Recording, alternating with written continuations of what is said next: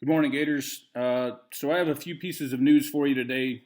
The first item regards technology distribution for those seniors who currently do not have access to technology.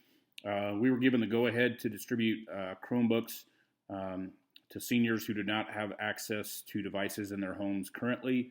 The admin team and I will be going into school today to organize this distribution effort, and we'll be calling those students who've indicated that they need a device to schedule a time to come in and pick one up.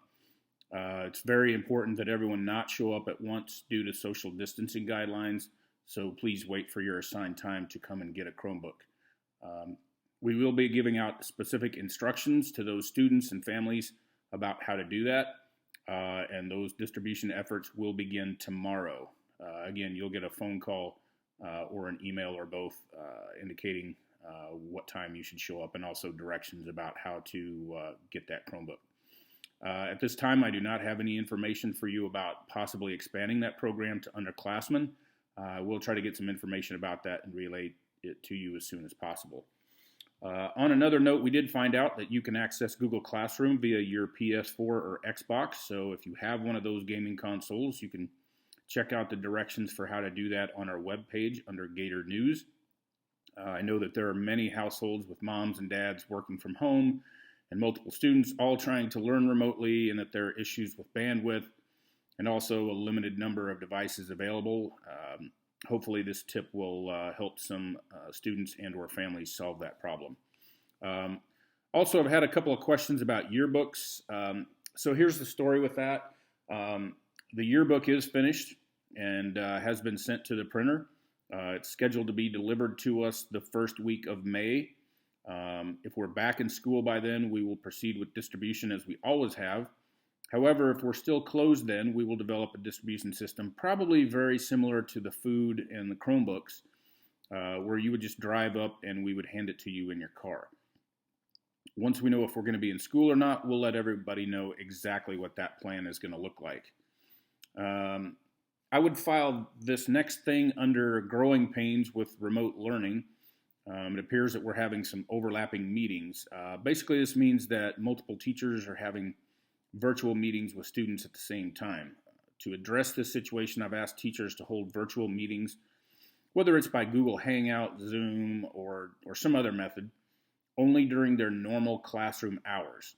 So if you normally have Algebra 1 with Mr. Smith during third period, that is when those virtual meetings or lessons would occur, and only during that time. Hopefully this will cut down on a little confusion or frustration.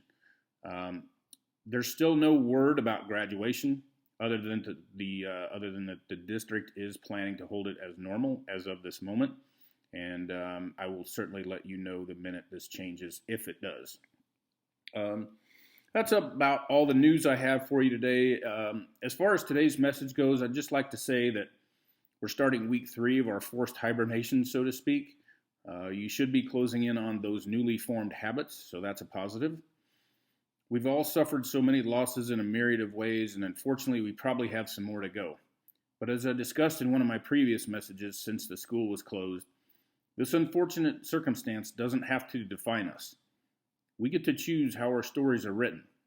We get to decide to be the heroes of our own stories, and in doing so, just maybe we get to be someone else's hero as well.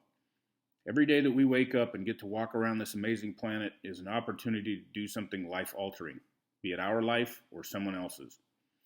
Every day that you spend right now going above and beyond to finally figure out how to solve a quadratic equation, or to learn all the elements in the periodic table, or maybe reaching out to someone in need at this very turbulent moment, is a day that you get to look back on at some point and feel a sense of satisfaction.